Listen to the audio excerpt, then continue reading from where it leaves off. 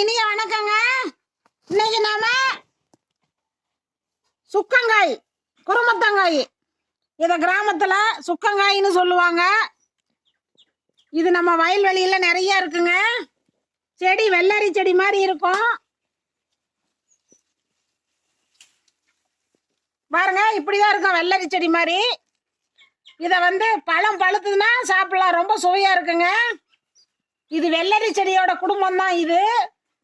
இது கசப்பு தன்மை அதிகமா இருக்கும். பழுத்தா மட்டும்தான் இனிக்கும், பழம் நல்லா இருக்கும். இத நாம இப்படி பொடி பொடியா கட் பண்ணிக்கணுங்க.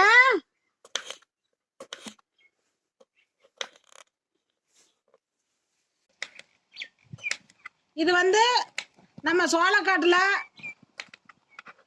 நம்ம அறுவடை செய்யும் போது மக்கா சோளக்காட்டுல நிறைய இருக்குங்க. இதை நம்ம இப்படி நறுக்கி காய வச்சு வத்தலா போட்டுக்கலாம், தயிர்ல போட்டு சாப்பிடலாம், எண்ணெயில பொரிக்கலாம். இது நீரிழிவு நோய்க்கு நல்லது, சர்க்கரையை கட்டுப்படுத்துங்க. அவ்வளோ ஒரு நற்குணம் உள்ளது இந்த சுக்கங்காயில் இருக்குது. இது கிட்னிக்கும் நல்லதுங்க. இதை நாம பாகற்காய் மாதிரி நல்லா வணக்கி புளி சேர்த்து நாம குழம்பு வைக்கலாம், அவ்வளோ சுவையா இருக்குங்க. பொடி பொடி அப்படி நறுக்கிக்கணும். இது சீசனுக்கு நிறைய பறிச்சு நம்ம வத்தல் போட்டு வச்சுக்கலாங்க.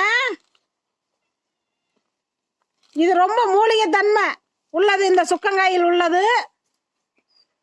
முயற்சி பண்ணுங்க. காய் நிறைய இருக்கும் செடியில, பழம் அவ்வளோ சுவையா இருக்குங்க. இது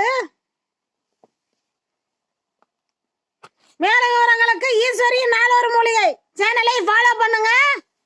நாங்கள் இன்னும் நிறைய வீடியோஸ் போடுவோங்க, உங்களுக்கு உடனே வந்து சேருங்க. நன்றிங்க.